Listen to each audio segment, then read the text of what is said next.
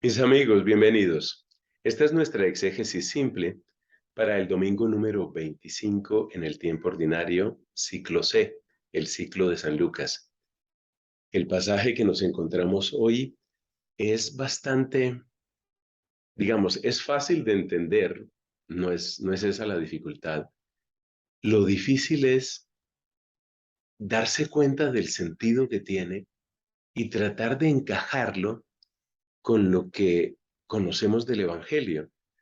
Porque parece que Cristo estuviera como invitándonos a felicitar a los que son astutos, a los que son tramposos en sus cosas. Pero no adelantemos más. No adelantemos más, hagamos oración, pidamos el don del Espíritu Santo para que este texto del capítulo 16 de San Lucas pueda dejarnos la enseñanza que realmente necesitamos. Ven, Espíritu Santo de Dios. Mira con tanta misericordia como es grande nuestra necesidad. Ven, Espíritu Santo de Dios. Guíanos, ayúdanos a escuchar, a gustar, a comprender, a practicar esa palabra que tú nos regalas. Ven, Espíritu Santo de Dios. Haz en nosotros una obra como la que tú hiciste en el corazón, en la mente, en el cuerpo de María Santísima, para que en nosotros suceda como una nueva encarnación y podamos ser presencia y gloria de Cristo para el mundo. Lo suplicamos a ti, Espíritu Santo, que eres Señor y dador de vida. Vamos entonces a nuestro texto. Como de costumbre, empezamos leyendo este pasaje, los primeros 13 versículos de San Lucas capítulo 16 en español. Decía también a sus discípulos: era un hombre rico que tenía un administrador a quien acusaron ante él de malbaratar su hacienda. Le llamó y le dijo: ¿qué oigo decir de ti? Dame cuenta de tu administración, porque ya no podrás seguir administrando. Se dijo a sí mismo el administrador: ¿qué haré? Pues mi señor me quita la administración. Cavar no puedo, mendigar me da vergüenza. Ya sé lo que voy a hacer para que cuando sea removido de la administración me reciban en sus casas. Y convocando uno por uno a los deudores de su señor, dijo al primero: ¿cuánto debes a mi señor? Respondió: 100 medidas de aceite. Él le dijo: toma tu recibo, siéntate enseguida y escribe 50. Después dijo a otro: ¿tú cuánto debes? Contestó: 100 cargas de trigo. Dícele: toma tu recibo y escribe 80. El Señor alabó al administrador injusto porque había obrado astutamente, pues los hijos de este mundo son más astutos con los de su generación que los hijos de la luz. Yo os digo, haceos amigos con el dinero injusto, para que cuando llegue a faltar, os reciban en las moradas eternas, en las eternas moradas. El que es fiel en lo mínimo lo es también en lo mucho, y el que es injusto en lo mínimo también lo es en lo mucho. Si pues no fuisteis fieles en el dinero injusto, ¿quién os confiará lo verdadero? Y si no fuisteis fieles con lo ajeno, ¿quién os dará lo vuestro? Ningún criado puede servir a dos señores, porque aborrecerá a uno y amará al otro, o bien se entregará a uno y despreciará al otro. No podéis servir a Dios y al dinero. Bueno, no sé por qué esta edición tenía la palabra dinero con D mayúscula. Muy bien, ese es el texto. Digamos que el sentido general uno lo capta sobre todo por la conclusión que trae el pasaje en el versículo 13. No podéis servir a Dios y al dinero, eso está claro. Pero la manera como se argumenta, el modo como se presenta, de verdad es un poco extraño, porque está como esa alabanza al administrador tramposo, por una parte, y por otra parte, Cristo está hablando del dinero como dinero injusto, está hablando del dinero como algo que es pequeño, lo mínimo, y está hablando del dinero como algo que es ajeno. Entonces, ya tenemos unas dificultades de comprensión. Primero, ¿cómo es ese elogio a una persona tramposa? Y segundo, ¿qué debemos hacer? ¿Cómo debemos entender estos adjetivos o esta caracterización que hace Cristo del dinero cuando dice que el dinero es injusto, adícayos, cuando dice que es lo mínimo y cuando dice que es lo ajeno? Esa es la parte que más nos va a tomar tiempo, pero tal vez es la parte que puede dar mayor fruto en nuestra reflexión. Vamos entonces, vamos a buscar algunas luces, siempre invocando la primera luz, que es la del Espíritu Santo. Vamos a buscar algunas luces en el texto griego, a ver qué encontramos. Elegende kai prostus macetas. Decía kai prostus macetas. Ese kai es usualmente una conjunción y, pero también puede utilizarse para hablar, puede servir como también. Decía también prostus macetas. Macetas es el acusativo plural de macetes, que es discípulo. Así que este es un lenguaje que se dirige a los discípulos. Hay una sutil diferencia en la manera como Cristo habla a las multitudes, ojlos en griego, y como habla a los discípulos, macetai en griego. Esta palabra es como una enseñanza, llamémoslo así, una enseñanza superior, una enseñanza avanzada sobre este tema. Entonces, la alusión de que es una palabra que se dirige a los discípulos nos prepara para recibir una enseñanza que podemos llamar avanzada. Anthropostis, entonces viene una parábola. Anthropostis en plusios,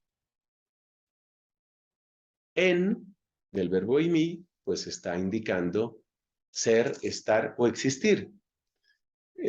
Aquí traducen por era un hombre rico, es un modo un poco extraño de hablar en español. En español nosotros diríamos, en español usual diríamos, había un hombre rico, anthropos tis. Tis es alguno, plusios es rico, entonces anthropos tis en plusios, había un hombre rico. Caijutos, dieblece auto, hos diascorpitson ta hyparjonta auto. Es que me salté una parte, por eso no le veía sentido. Elegende kai prostus macetas, anthropostis en plusios, hos eigen oikonomon, que tenía un oikonomos. Oikonomos, de ahí viene la palabra economía. Oikos es casa, nomos es ley o modo de organizar. Entonces es el modo de organizar la casa. Oikonomos es el mayordomo, es el administrador, es el encargado de los bienes, es el que organiza la casa. Aquí lo traducen por administrador, creo que es una palabra importante. Y es importante porque varias veces en los evangelios nos encontramos la gran diferencia entre el que posee y el que administra. Y en todos los casos, sin una sola excepción, el evangelio quiere que nosotros nos reconozcamos como aquellos que administran. Somos administradores, atención, administradores. Y aquí tenemos el caso de un administrador tramposo. Entonces, este era un hombre rico, hos eigen oikonomon, que tenía un administrador, kai jutos dieblece auto. Dieblece viene del verbo diaballo. A ver, vamos por partes. Ballo es arrojar, es lanzar. Diabalo es arrojar en contra, que se suele traducir por eh, acusar, porque es como echar cargos encima. Presentar cargos, diría uno. En el lenguaje jurídico uno entiende la expresión presentar cargos. Entonces, diabalo es presentar cargos, es acusar, ¿cierto?, a esta persona. Pero aquí está en pasivo. Jutos dieblece. Este fue acusado. Es un poco extraño ese auto que aparece después. Dieblece auto fue acusado. Auto. Ese auto no se puede referir al mismo administrador, porque él no fue acusado ante él. Entonces el auto tiene que hacer referencia al hombre rico. Entonces este hombre rico tenía un administrador, ¿cierto?, el cual fue acusado ante el hombre rico. Este auto hace referencia al hombre rico. Hos diascorpitson tahupar contra auto. Fue acusado ante el hombre rico, hos diascorpitson. Diascorpitson es el mismo verbo que apareció con respecto al hijo pródigo. Tú recuerdas que el hijo pródigo, ¿qué hizo con los bienes que le había dado el padre? Pues lo que hizo el hijo rico, lo que hizo el hijo pródigo fue desperdiciar todo eso que había recibido. Eso lo encontramos en el versículo 13, diascorpicen. Literalmente, diascorpizo, creo que es diascorpizo, estoy verificando aquí para no decir, efectivamente, diascorpizo quiere decir separar, regar, dispersar, es lo que significa diascorpizo. Entonces, en la parábola del hijo pródigo nosotros encontramos diascorpicen, que quiere decir regó, dispersó, que es un modo, pues, metafórico de decir desperdició. Estaba echando a perder, echar a perder. Recoger y el verbo recoger pues indica la acumulación, el verbo diascorpizo indica el desperdiciar, el echar a los lados, el regar. Creo que no tenemos un verbo exacto en español que traduzca diascorpizo, me da como un poquito de impaciencia, pero es eso, es como regar por todas partes, desperdiciar. Pues este hombre estaba diascorpizon tohipar contauto, estaba malbaratando, dice aquí, estaba administrando mal, estaba desperdiciando los bienes de este hombre rico. Eso era lo que él estaba haciendo. Estamos en el versículo 1 todavía. Entonces la acusación fue esa, que él estaba diascorpizon ta hyparconta. Hyparconta es una palabra que también hemos encontrado en otras oportunidades y que indica los bienes de la persona. Estaba administrando mal en todo caso. Observemos este detalle. El texto no nos dice que él estuviera robando. Muchas veces se asume que este hombre estaba robando, que estaba quedándose con las cosas. Mira cómo traduce en latín, que es interesante. Dice, difamatus est apud illum, es decir, fue acusado ante él, ante el hombre rico, quasi dissipaset bona ipsius, disipar, estaba disipando, estaba desperdiciando, estaba administrando mal, pero no dice que el administrador se estuviera quedando con las cosas. No dice que fuera un ladrón, Es un pequeño detalle, pero hay que decirlo. No dice que fuera un ladrón, sino que estaba administrando mal las cosas. Bueno, continuamos. Caifonesas autón eipenautó. Y llamándolo foneo, es una de las maneras de decir llamar. Pero, a ver, foneo y tenemos caleo. Caleo es llamar, foneo es llamar. Pero foneo usualmente se utiliza, tiene un carácter un poco más físico y un poco más agresivo. Por eso en algunas oportunidades se utiliza foneo para decir gritar, gritar. Entonces caleo es un poco más cortés, es un poco más suave. Aquí está foneo. Es como llamar a gritos. Lo llamó, ¿cierto? Pero lo llamó fuerte, lo llamó con un grito y llamándolo, convocándolo, autón eipenauto le dijo a él, ti tuto acuo perisú. ¿Qué escucho sobre ti? ¿Qué estoy oyendo sobre ti? Es decir, está hablando de su administración. Apodos ton logon tesoeconomia su, ugardyne eti oikonomein. Apodos viene del verbo apodidomi. Didomi es dar. Apodidomi introduce un pequeño matiz que es algo así como dar cuentas.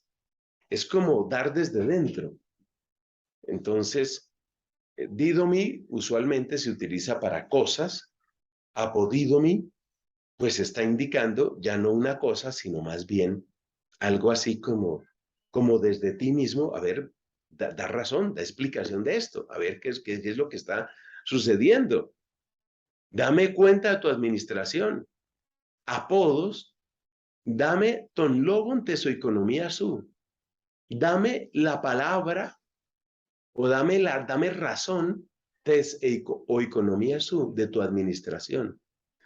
Obsérvese el uso de la palabra logos. Logos es una palabra tan plural en su semántica, ¿no? Porque logos es palabra, logos es razón, logos es estudio. Aquí es algo así como, preséntame razón de tu administración, que queda bien traducido por lo que está dicho ahí, dame cuenta de tu administración. Ugar, partícula negativa, pues no puedes, del verbo dynamis, el verbo dyna. A ver, ¿cuál es el verbo ese? No nos vamos a equivocar aquí, vamos a ser precisos. Es un verbo, el verbo que indica el poder, ¿no? El verbo que indica el poder. Entonces, pues es el verbo dynamai, dynamai. Pues ya no puedes, pues no puedes ya, eti es ya, pues ya no puedes oikonomein, administrar. Pues ya no puedes administrar. Lo adaptamos un poco al español con ya no puedes seguir administrando. Dame la cuenta, dame razón de tu administración, porque eti ya, no, dune, puedes, pues ya no puedes seguir administrando, ya no puedes administrar. Entonces le toca rendir cuentas a este hombre. Eipende en geauto o economos, se dijo en sí mismo, el administrador, tipo y eso. Ahora, ¿qué hago? Jotijokuriosmu afaireitai tenoeconomían apemu. ¿Qué hago? Porque el señor, es decir, el dueño, fíjate la diferencia entre el dueño y el administrador, porque mi amo, mi señor, afaireitai, afaireitai, afaireo es quitar, quitar. Afaireitai tenoeconomían apemu. Porque me quita, porque mi señor me quita la administración. Y sigue reflexionando. Skaptein ukishio. Skaptein significa cavar. Skapto es cavar. Skaptein ukishio. Schio mai es poder de lo que uno es capaz. Cavar, cavar no puedo. Epaitein aishinomai. El verbo aiteo significa pedir. Epaiteo, esa palabra, esa preposición epi, viene como a reforzar, es como pedir eh, insistentemente, y eso es mendigar. Se traduce por mendigar, epaiteo. Entonces dice, epaitein, mendigar, aishinomai. Aishinomai significa avergonzarse. Me avergüenzo o me avergüenza mendigar. Cavar no puedo. Entonces este hombre tiene su necesidad económica y ahora ¿el qué hace? Esa es la pregunta con la que se encuentra. Seguimos el texto. Egnon di poieso. Egnon viene del verbo ginosco, pero está en auristo. Está en auristo porque aparece como un acto, como algo que de alguna manera está concluido. Por eso traduce por ya sé. Ya sé. Es buena traducción. Egnon sería algo así como, literalmente sería algo así como supe o tengo sabido. Egnon, ya sé tipo y eso, ya sé qué hacer, ya sé qué haré, ya sé lo que voy a hacer. Hina, jotan metastazo, mecistemi, ¿qué es? Es como histemi, es el cambiar de sitio. Tithemi es poner, mecistemi es como mover, poner en otra parte, cambiar. Ya sé que voy a hacer hinajotan metastazo para que cuando me cambien ectes e economías, para que cuando me cambien de la administración, dejontaime eistus oicus auton, para que cuando me remuevan, para que cuando me quiten de la economía, dejontai, me reciban. Dejontai, dice dexontaime, me reciban estus oicus auton en sus casas. Dejomai significa recibir. Entonces, este está buscando cómo ser recibido en otra parte. Eso es lo que él quiere. Pues muy comprensible. Para el trabajo físico, como sería cavar, no tiene fuerzas, no puede. Para la mendicancia, pues no puede por otra razón, porque le da vergüenza. Entonces encontró una solución y dice, kai proscalesámenos gena hecaston ton greofeileton, y habiendo llamado, habiendo convocado, gena hecaston. Gena es el acusativo de uno de cada uno o uno por uno, traducen aquí, y llamando y habiendo convocado uno por uno, ton greofeileton. A ver, greofeiletes. Ofeiletes es el que tiene una deuda. Greofeiletes, pues es un modo de reforzar, es el que tiene una deuda con necesidad, el que tiene una deuda por necesidad.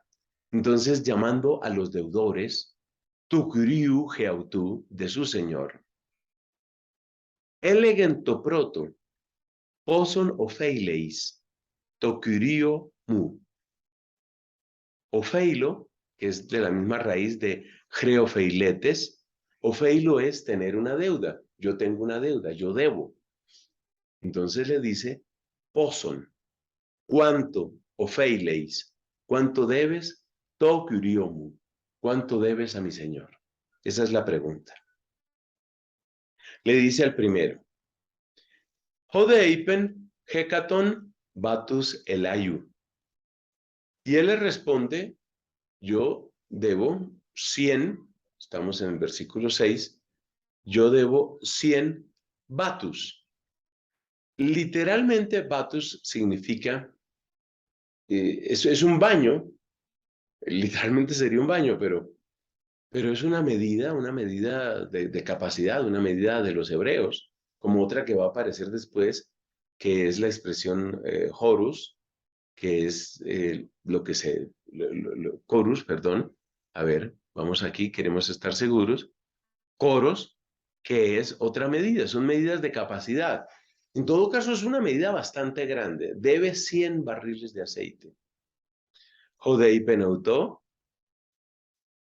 Dexai recibe, Dexai su tagrámata, recibe, toma tu recibo.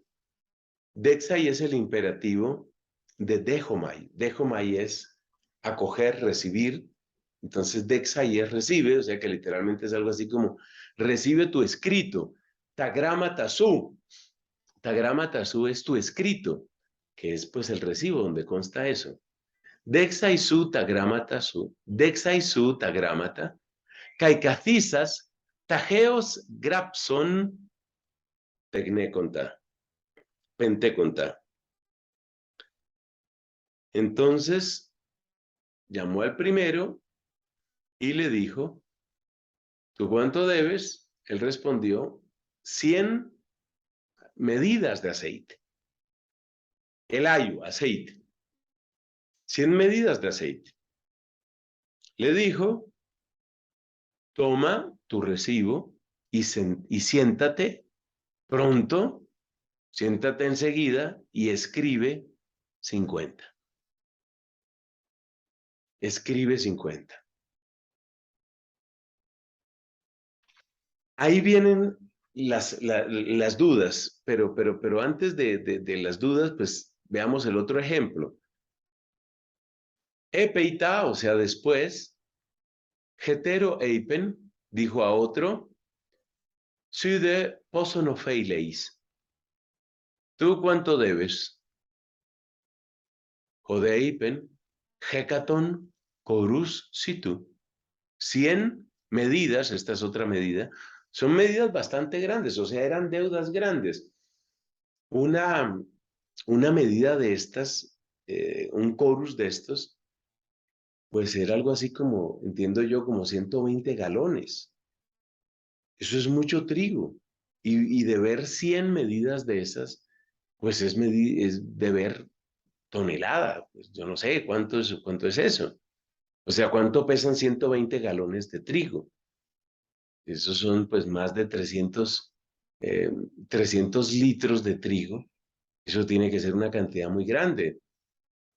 Vamos a quedarnos con esa cifra por hacer unas cuentas rápidas. 300 litros de trigo, que sean 300 kilos de trigo, para entendernos un poco mejor nosotros, y ahora multiplica eso por 100, estamos diciendo que le debía más de 30 toneladas de trigo. O sea, son cifras descomunales, 30 toneladas de trigo o más le estaba debiendo. Lege y auto, la misma frase, dexa y sutagrámata, recibe tu recibo, recibe tu escrito, Kai Grabson y escribe Obdoe conta. Obdoe conta es 80. 100 cargas de trigo, bueno, tú escribe 80. Es muchísimo, muchísima la deuda y por supuesto, pues la rebaja pues también es considerable. Entre otras cosas están apareciendo aquí números, ¿no? Los números en griego. Que tenemos aquí hecaton. Hecaton significa 100. Aquí tenemos penteconta. Penteconta significa 50. Luego tenemos por aquí Ogdoe conta es 80, son los números en griego. Estamos aprendiendo números en griego. Ogdoe conta. Bueno, tratemos de analizar un poco qué es lo que quiere. Este es un tema un poco difícil. Uno no le queda a uno tan claro. Primero tratemos de analizar cuál es la estrategia de este hombre. ¿Cuál es la estrategia de este hombre? Y hay varias cosas que se han propuesto. Por ejemplo, una cosa que se ha propuesto es que él escribía cifras aumentadas en los recibos.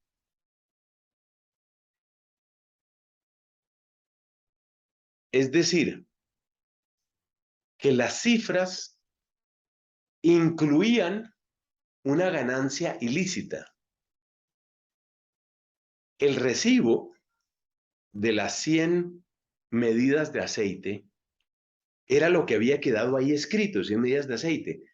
Pero digamos que una teoría es que la deuda real era de 80, o perdón, de 50 en el caso de las medidas de aceite, que la deuda real era de 50 y que él había puesto 100 en el recibo, pues para ganar él. Entonces lo que hizo el administrador, esta es una teoría, fue renunciar a su ganancia. Es una teoría respetable. A ver si me estoy explicando. Una persona se endeuda con el hombre rico y se endeuda solo por 50 medidas de aceite. Pero el administrador pone 100 medidas de aceite, de manera que la deuda queda por 100. La persona que queda debiendo las 100 medidas de aceite tiene que pagar lo que dice el recibo, tiene que pagar las 100 medidas. Pero de esas 100 medidas de aceite, solo 50 son realmente la deuda con ese señor y las otras 50 eran ganancia para el administrador. Entonces, una teoría es que este administrador estaba renunciando a su ganancia. Y al renunciar a su ganancia, por supuesto, ya no le cobraba a las personas esa cifra tan alta y tampoco le estaba quitando nada al Señor. El Señor había dado 50 medidas de aceite y iba a recibir 50 medidas de aceite. O sea, no lo estaba robando. Y al mismo tiempo, al disminuir la deuda de la otra persona, pues se encontraba en esa otra persona alguien que le estaba haciendo un favor. Es decir, estaba ganando puntos, como se dice, estaba logrando una cierta benevolencia, una cierta bienquerencia de parte de ese que ya no tiene que pagar 100 medidas de aceite, sino tiene que pagar solamente 50. Entonces, esa es una teoría. Una teoría es que el administrador estaba renunciando a su ganancia. No le quitaba nada al dueño, al rico, no le quitaba nada. Y por otra parte, ganaba puntos, ganaba un cierto afecto de aquellos a quienes les había hecho semejante favor, con la esperanza de que aquellos que habían recibido ese favor, pues después lo iban a recibir, lo iban a contratar tal vez como administrador. Lo bueno que yo veo de esta interpretación, que realmente es la que más me convence, es que nos estamos dando cuenta que el administrador se logró salir del problema, el problema es que se quedaba desempleado, se logró salir del problema sin robar al dueño, sin robar al dueño y sin hacerle daño, sino haciéndole un favor a los otros. Yo creo que esa interpretación es justa porque es la única que yo conozco en la que parece lógico que el dueño felicite al administrador. Es algo así como, por lo menos al final hiciste las cosas bien. Algo así como eso. Por lo menos al final hiciste las cosas bien. Al renunciar a tu ganancia, no me robaste a mí y sí ganaste afecto, aprobación por parte de ellos. Ahora bien, de aquí viene una pregunta. ¿Por qué era acusado él? ¿Por qué era acusado de ser un mal administrador? Esa es una pregunta difícil. Si lo que él estaba haciendo era escribir en los recibos esas cifras abultadas donde estaba su ganancia, probablemente esa sería como una explicación. Es decir, lo acusaban de ser mal administrador porque era demasiado codicioso, porque quería ganar mucho. Fíjate lo que decíamos, que en el tema del trigo, pues la ganancia de él iba a ser una ganancia bárbara. Quedémonos con la cifra de las 30 toneladas de trigo, que repito, es una cifra pues abultada. 30 toneladas de trigo quiere decir que si la deuda real era 80 cargas de trigo, 80 cargas dentro de estas cuentas eran 24 toneladas. Entonces, tal vez él era acusado por mal administrador en el sentido de que la cuota que él quería era demasiado grande. La cuota que él quería era demasiado grande. Entonces, es un mal administrador en ese sentido. ¿Y por qué eso es mala administración?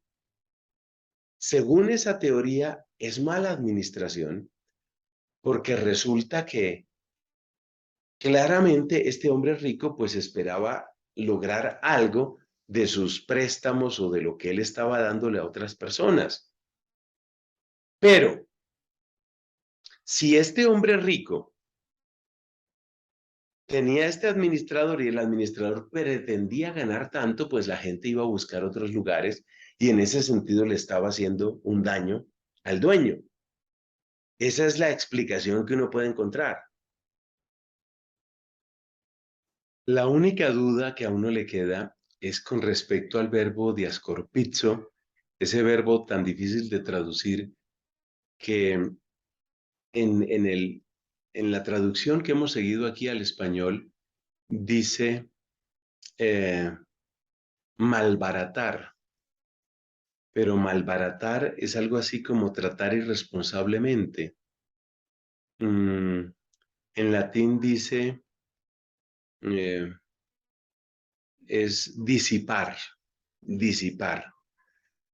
En inglés lo traducen por scatter, scatter, que también es así como dispersar. Eh, evidentemente, el sentido que tiene diascorpizo es el sentido de algo que va a menos, algo que se disminuye. Es que malbaratar es como usar irresponsablemente, es como usar de una manera pródiga, desperdiciar. Malbaratar yo lo asocio con desperdiciar o cosa parecida. Y no, el sentido no es ese, es una mala administración realmente, una mala administración que va hacia menos, que lleva a menos el negocio, que lleva a menos el negocio, ese es el sentido. Entonces, resumamos esta parábola que es tan difícil, pues porque las costumbres de ese tiempo al nuestro pues son muy diferentes. Pero parece que lo que estaba sucediendo era esto, así en resumen, lo que estaba sucediendo era esto. Había un hombre rico que tenía un administrador. El administrador hacía préstamos de distintos bienes, préstamos a partir de lo que tenía el hombre rico. Ejemplo, prestaba medidas de aceite, es decir, no sé cómo me midieron eso, nosotros diríamos, qué sé yo, galones o litros de aceite y cargas de trigo. Vamos a seguir utilizando la palabra medidas. Y este administrador, como era una persona codiciosa, en los recibos donde quedaba constancia del préstamo, en los recibos escribía cifras demasiado altas, a veces incluso duplicando. Entonces, por ejemplo, en las medidas de aceite, le había entregado a la persona 50 medidas de aceite, pero quedaba en el recibo 100 medidas de aceite.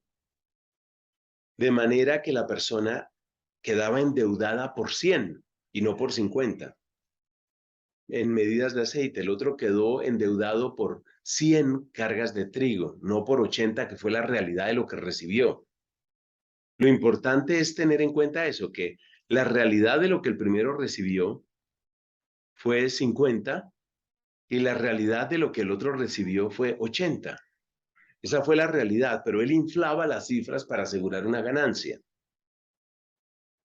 Al verse al borde de quedar despedido, ver que es un hecho que va a quedar despedido, él renuncia a su ganancia y entonces ya escribe las cifras reales, las 50 medidas de aceite en el primer caso, las 80 cargas de trigo en el segundo caso.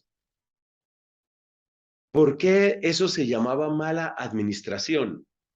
¿Por qué el verbo diascorpizo? No había propiamente un desperdicio. No era un desperdicio lo que había, por eso no me gusta el verbo malbaratar.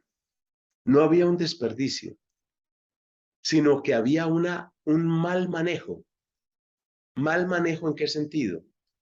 En el sentido de que al poner esas cifras tan altas para asegurar su ganancia, le iba quitando clientes a su señor, al dueño del negocio, le iba quitando clientes y por eso el negocio iba de para abajo. Y ese es un mal manejo, es una mala administración. El negocio va de para abajo porque el intermediario quiere ganar demasiado. Entonces la gente se quejó ante el dueño. Se quejaron de una mala administración, de un mal manejo. ¿Por qué se quejan de un mal manejo? No porque éste estuviera desperdiciando o malbaratando, sino se quejan de un mal manejo porque pretende ganar demasiado, porque es demasiado codicioso. De eso es de lo que se quejan. Y entonces el Señor, al ver que el negocio va de para abajo y va de para abajo por la mala administración debida a la terrible codicia de este hombre, lo despide. Y luego, ¿por qué lo felicita?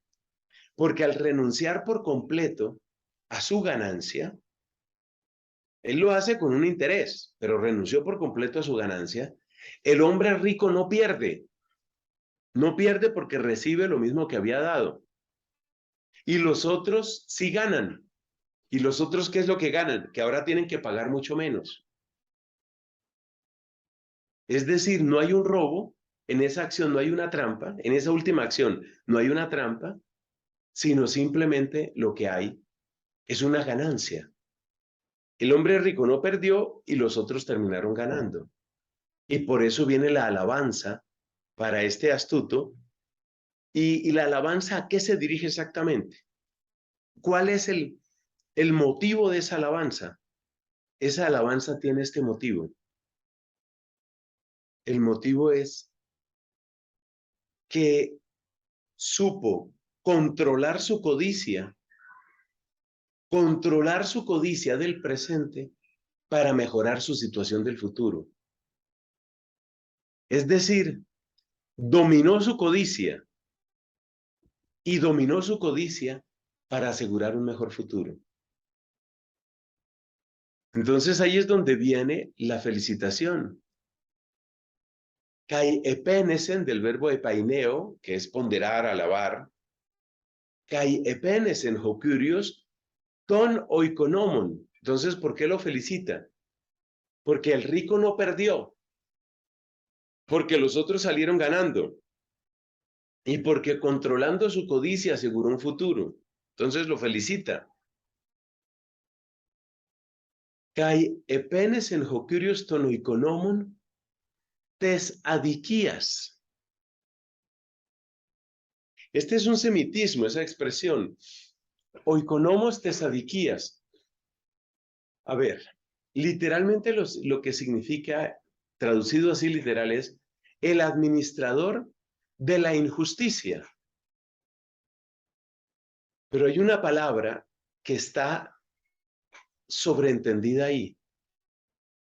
Y yo pienso que se trata de un semitismo por esto, porque es muy propio del hebreo utilizar la expresión hijo de para referirse a quien tiene una característica de lleno. Por ejemplo, el apóstol Bartolomé significa hijo de Ptolomeo, pero no me quería referir a él, me refiero a Bernabé o Barnabás. Barnabás es el hijo de la consolación. Entonces, este administrador es ton huión, ton oikonomon, ton huión tesadiquías, es decir, el hijo de la injusticia, el tramposo por excelencia. ¿En dónde está la injusticia o la trampa de él? En su exceso de codicia. Entonces, el amo, el señor, alabó al administrador injusto. ¿Injusto qué quiere decir? Injusto quiere decir en este caso, pues, que es una persona codiciosa. Joti fronimo se poyesen, porque obró con astucia, porque obró con inteligencia. Epoyesen del verbo poyó. Y saca la conclusión Cristo. Joti hoy tu aionos tutu, fronimotero y hipertus huyus, tu fotos. Entonces, la alabanza, para tratar de entendernos, la alabanza de este señor al mayordomo es ¿por qué? La alabanza es porque yo no perdí, porque los otros terminaron ganando porque pagan menos y tú te abriste un espacio. Pero de todas maneras, él es hijo de injusticia, es una persona de corazón torcido que finalmente ha obrado por propio interés. Lo que él está pensando es únicamente en sí mismo. Él solo está pensando en sí mismo. Él obró por interés. Y ese obrar por interés no se le ha quitado. Él siguió obrando por interés. Y en ese sentido sigue siendo Juiós de Sadiquías. Sigue siendo un hijo de injusticia. La conclusión que saca Cristo es, hoy Juioi tu aionos tutu, los hijos de esta era, de este tiempo, aquí dicen de este mundo, los hijos de este mundo, Fronimoteroi hypertus huius tu fotos, eistengenean tengeautoneisin. Eistengenean es con su generación, con su gente. Los son más astutos que los hijos de la luz. Son los hijos, entiende la expresión, que los hijos de este mundo con su generación.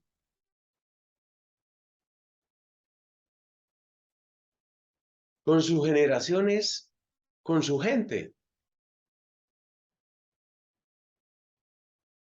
Bueno, ha sido un camino difícil llegar a esta interpretación, pero creo que más o menos se entiende. El hombre rico, el administrador, qué tipo de trampa hacía, por qué lo alaba. Sigue siendo una persona en el fondo egoísta, pero desde su egoísmo, esto es lo que quiere destacar Cristo, desde su egoísmo encuentra una solución, porque no hay conversión en él. Esto también hay que destacarlo. Sin conversión, desde su egoísmo, desde su codicia, encuentra una solución, encuentra un camino. Son más astutos. Los hijos de este mundo son más astutos con los de su generación que los hijos de la luz.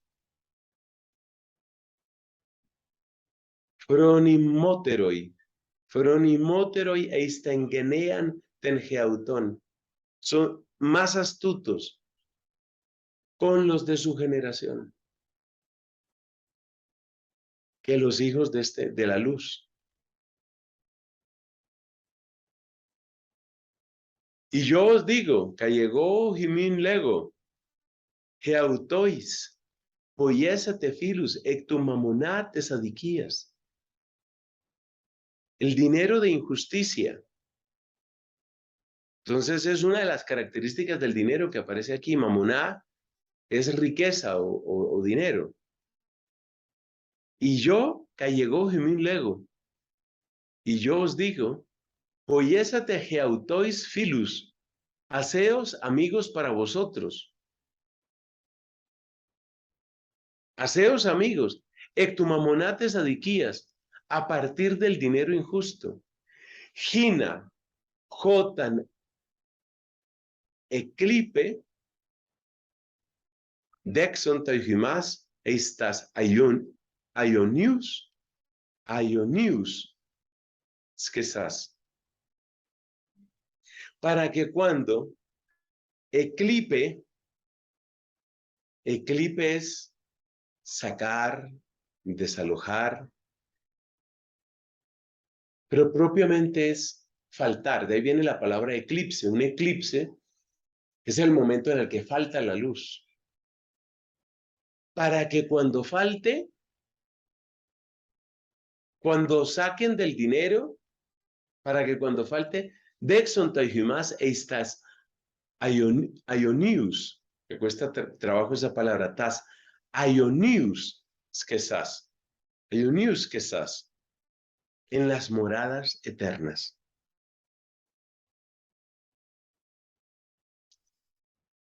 Bueno, aquí tenemos otro problema. El dinero es mamonates adiquías, así como el mayordomo era oikonomos tesadiquías. El dinero de la injusticia. O sea que para Cristo, una característica del dinero es que es injusto. El dinero es injusto.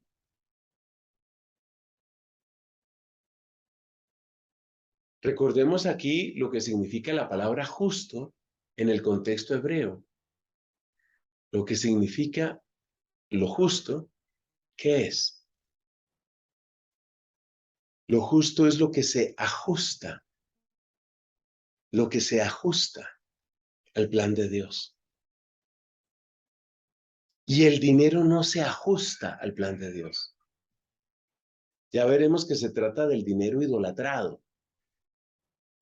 El dinero convertido en un absoluto. El dinero que se convierte en un fin en sí mismo. Pero ese dinero que en sí mismo se convierte en un ídolo y batalla contra Dios, ese dinero se puede utilizar para hacer amigos. Amigos que trasciendan la barrera de la muerte. Eso se puede hacer. Eso se puede hacer. Esos amigos se pueden conseguir. Hazte amigos eternos con bienes que no son eternos. Hazte amigos perdurables con el dinero que no perdura. Y precisamente una de las características por las que el dinero no describe bien la riqueza de Dios es porque no perdura, porque todo hay que dejarlo en esta tierra. Entonces utiliza el bien de esta tierra para ir más allá de esta tierra. Ese es el sentido. Utiliza el bien de esta tierra para ir más allá de esta tierra. Hopistos, en el agisto, cae en polopistos estin. Pistos es el que es fiel, el que es de fiar. Fíjate la riqueza que tiene pistos, ¿no? Fiel y de fiar. Y lo mismo va a pasar con el verbo pisteuo. Pisteuo es creer, pero que pisteuo también es confiar. O pistos en el agisto. El agistos es lo pequeño, lo muy pequeño, lo pequeñito. El que es de fiar en lo pequeñito, en lo mucho es de fiar. ¿Por qué? Porque tú no tienes dos corazones. Porque el corazón que tienes para tratar con lo pequeño. Es el corazón que tienes para tratar con lo grande. Caijo en el agisto, adicos, otra vez aparece adiquía. Y el que no es justo, el que no se ajusta al plan de Dios, el que no sigue el plan de Dios en lo pequeño, tampoco lo sigue en lo grande. Y ahora viene otra comparación. Ei un ento adicó mamoná estoy. Aunque geneste del verbo ginomai es como un complementario de imi. Si no fuisteis,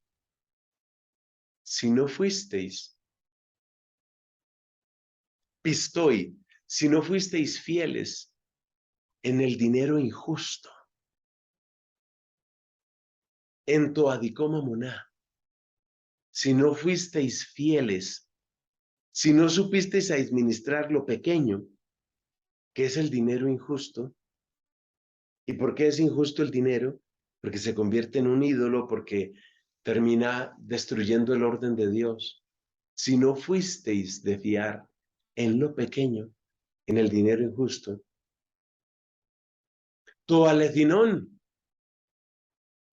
en lo verdadero, ¿quién os lo confiará? ¿Quién os confiará lo verdadero? Se entiende un poco mejor en griego, porque mamoná, pues, indica la riqueza. Entonces, si en la riqueza, se podría traducir así, si en la riqueza cargada de injusticias no fuisteis fieles, ¿quién os confiará la verdadera riqueza? La verdadera riqueza. ¿Y cuál es la verdadera riqueza? Aquella que no está manchada por la injusticia. Otra característica del dinero, entonces el dinero es injusto o está manchado de injusticia. El dinero es pequeño porque si lo comparamos con los grandes bienes, pues es pequeño. Y el dinero es ajeno porque nunca será enteramente tuyo. Kai ei ento allotrio, pistoi ukegeneste. Y si no fuisteis de fiar en lo ajeno, tu himeteron, lo propio, lo vuestro, ¿quién os lo dará? ¿Quién os lo dará? ¿Quién os dará lo vuestro? Si no fuisteis de fiar en lo ajeno. El dinero siempre es ajeno. Entonces Cristo quiere que nosotros miremos el dinero y los bienes de esta tierra con un triple lente. Es injusto, está cargado de injusticia porque tiene siempre tendencia a volverse ídolo y el ídolo atenta contra el plan de Dios. Es algo pequeño si lo comparas con las verdaderas riquezas. Es algo ajeno porque jamás será completamente tuyo. Udéis. Udéis oiketes. Oiketes es el empleado de casa, el siervo de casa. Udéis, nadie, ningún criado. Dunatai, dusi curiois, dulewein. Ningún criado puede dulewein, servir a dos señores. Servir. Dulos es siervo, esclavo. Dule, esclava. Dulewein, servir como esclavo. Ningún siervo puede dulewein, servir a dos señores.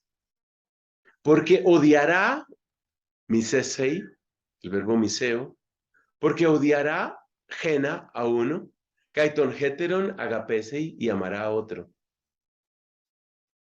O anfetsetai, genos, se apegará a uno, kaituheteru